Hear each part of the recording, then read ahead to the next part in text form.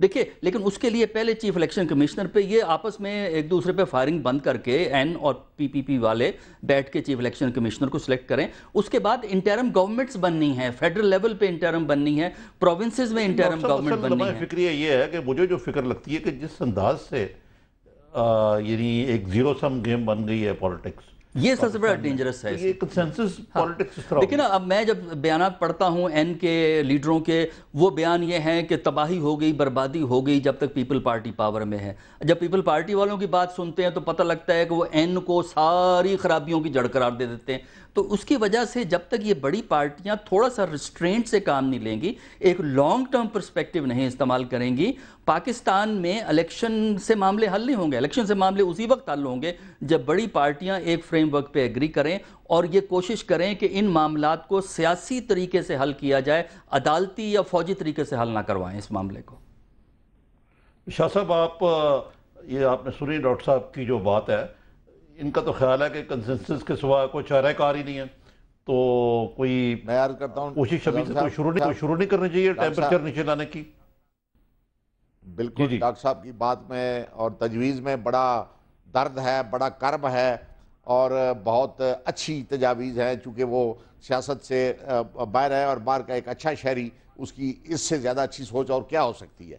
لیکن میں ڈاکٹر صاحب کی خدمت میں عرض کرنا چاہتا ہوں کہ حزب اختلاف اس سے پہلے ان کے ساتھ, اور ابھی 2 منٹ گزرے ہیں, نظامی صاحب نے یہ کہا ہے جی کہ آپ تو فرینڈلی اپوزیشن ہوتے تھے. یہ فرینڈلی اپوزیشن والا تانا جو ہے یہ ہمیں کیوں دیا گیا؟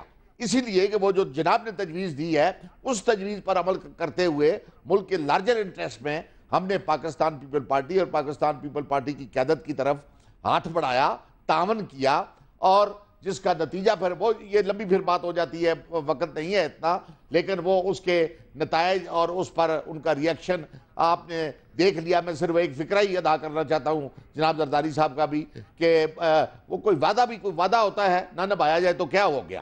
تو جناب میں عرض کروں کہ ان حالات میں حزب اختلاف اور کیا کرے. دوسری بات سنیں, دونوں بڑی جماعتوں نے اپنے اپنے پروگرام دیے ہوئے ہیں کہ ملک میں احتساب کا نظام ہونا چاہیے, ملک میں احتساب کا قانون ہونا چاہیے. آج 4.5 سال گزر چکے ہیں, رولنگ پارٹی باقی دنیا کے سارے کام انہوں نے کر لیے ہیں, لیکن احتساب کا قانون آج تک پاس نہیں کر سکی. کیوں آفٹر آل؟ اس لیے کہ ان کے بہت سارے نائل لوگ جو ہیں کرپشن بھی کرتے ہیں, نائل بھی ہیں, اور ڈیموکریسی کو بھی نقصان پہنچاتے ہیں, اور پھر کہتے ہیں دندناتے بھی ہیں لوگوں کی گردنوں پر اور حزب اختلاف پر. تو میں عرض کروں ڈاکٹر صاحب بات آپ کی بالکل درست ہے. اس کے لیے میاں نواز شریف صاحب نے اوپن ٹو کنویکشن, اپنی پارٹی کے اندر کرٹیسزم انہوں نے برداشت کیا, انہوں نے دوستی کا ہاتھ بڑھایا, انہوں نے کیبنٹ تک اپنے ممبر بھیج دیے, اور جنرل مشرف صاحب جیسے شخص سے انہوں نے اوتھ لینا بھی جو ہے وہ بھی کڑوا گھونٹ انہوں نے پی لیا. لیکن آپ حکومتی جماعت کو بھی تو دیکھیں نا ذرا, ان کا رویہ بھی تو دیکھیں نا, ان کے جو ہے دوستی کا ہاتھ ذرا وہ بھی تو دیکھیں کہ ملک کے انٹرسٹ میں وہ کیا کچھ جو ہے وہ کر رہے ہیں. جب نام دیے جاتے ہیں وہ جناب نہیں مانتے, جب اور کوئی بات کی جاتی ہے وہ نہیں مانتے. اور اس سے بڑی نااہلیت کیا ہو سکتی ہے کہ ایک ڈیموکریٹک گورنمنٹ 4.5 سال میں احتساب کا قانون پاس نہ کر چکی ہو. اور جب یہ باتیں نہیں ہوتی تو پھر میں تو جمہوری آدمی ہوں, میں تو کبھی بھی مارشل لا یا فون کا حامی نہیں رہا, اور وہ پھر اس قسم کے لوگ آ جایا کرتے ہیں. دیکھیے نا, بڑی دلچسپ بات ہے کہ پرویز مشرف کا نام لیا, تو پرویز مشرف سے لے کے پرویز اشرف تک ہم پہنچ گئے ہیں اب ڈاکٹر صاحب. بالکل صحیح ہے, لیکن میرا خیال یہ ہے کہ جو ہم نے پرویز مشرف کو بھگت لیا, پرویز اشرف صاحب کو بھی بھگت لیں گے. نہیں وہ تو بہت تھوڑے, دیکھیے بات یہ ہے کہ پرویز جو کہ آج کل اشرف ہیں, مشرف ہیں, جو بھی آج کے پرویز ہیں وہ کو زیادہ عرصے کے لیے نہیں ہے. میں تو یہ کہہ رہا ہوں کہ آپ الیکشن کی طرف جا رہے ہیں تو اس لیے ضرورت ہے کہ تھوڑی سی این بھی اس پہ سوچے اور الیکشن کی طرف فیسیلیٹیٹ کرے. اگر کنفرنٹریشن چلے گی تو پھر یہ معاملے ہاتھ سے نکل جائیں گے, الیکشن بھی معاملات طے نہیں کرائیں گے. معاملات جو ہیں وہ ٹائم ختم ہو رہا ہے, بریک کی طرف جا رہے ہیں ہم. تو شاہ صاحب بہت بہت شکریہ, آپ سے بڑی سیر حاصل گفتگو ہوئی. بدقسمتی سے وقت ختم ہو گیا, اور بریک کے بعد ہم بات کریں گے پاکستان امریکہ کے تعلقات, جو 1 قدم آگے اور 2 قدم پیچھے کے مترادف. کبھی لگتا ہے کہ کوئی بہتری کی طرف جا رہے ہیں اور کبھی لگتا ہے کہ زوال کی طرف جا رہے ہیں.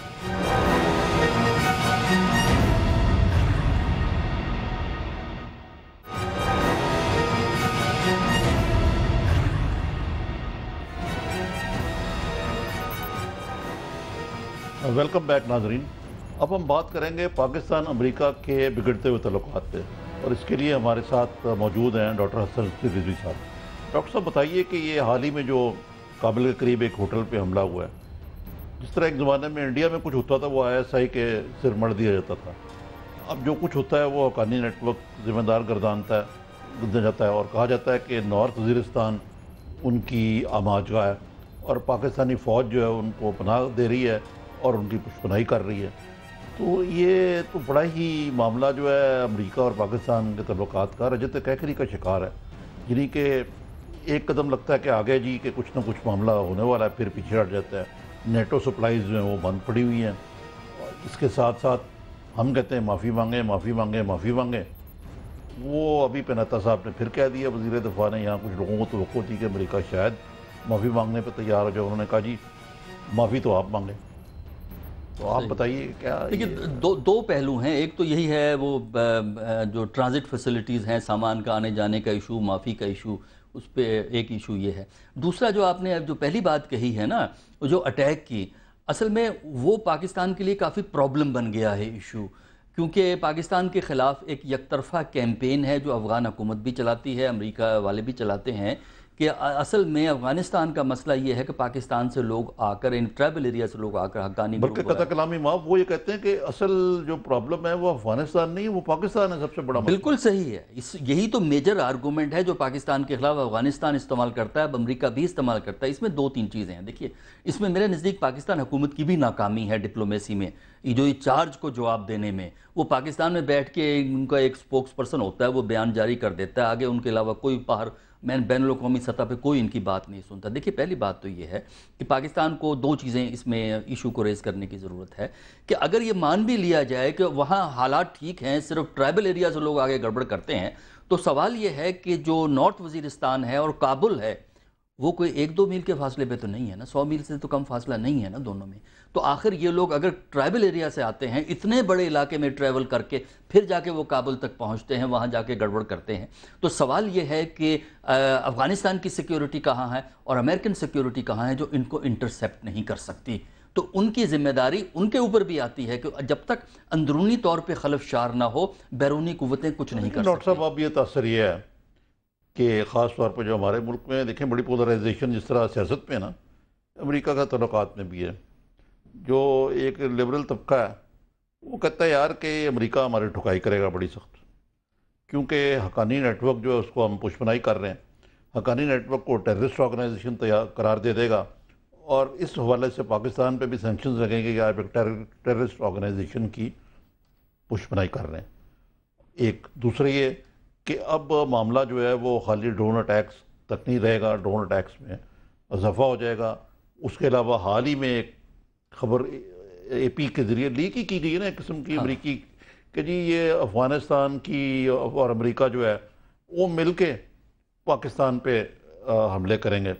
اب وہ اردو میں کہتے ہیں ننگی نہائے گی کیا اور نچوڑے گی کیا، افغانستان والے کیا ہمارے پر حملہ کریں گے. دیکھیے یہ پرابلم یہ ہے کہ جس طرح پاکستان میں پولرائزیشن ہے، اور پاکستان میں تو بہت زیادہ پولرائزیشن ہے، یعنی آج کل حال گنجی ہے، انہوں نے کہہ دیا میری تصدیق ہو گئی. دیکھیں پاکستان میں تو حال یہ ہے کہ دو چیزیں ایسی ہیں ان پہ اگر آپ بات کریں تو ساری دنیا پاکستان والے پنجے جھاڑ کے پیچھے پڑ جاتے ہیں.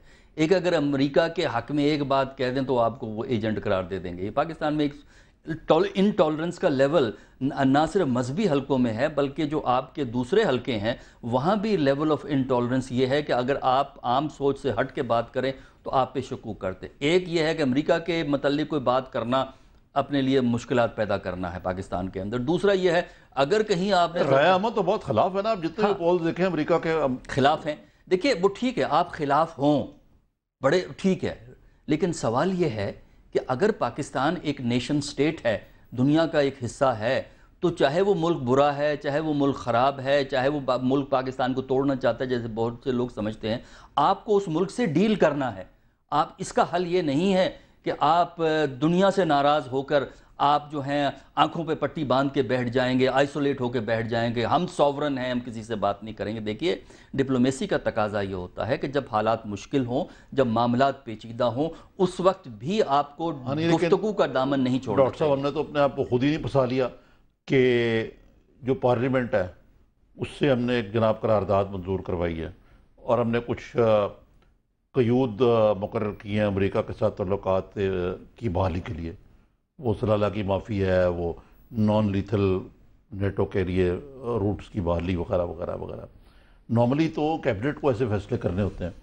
تو یہ ایک قسم کا ہماری افواج پاکستان نے اور ایک کمزور سویلین حکومت نے اپنے آپ کو خود ہی ایک کیا کہنا چاہیے لاک جیم، یعنی کہ اپنے آپ کو ایک بند گلی کی طرف نہیں لے گئے.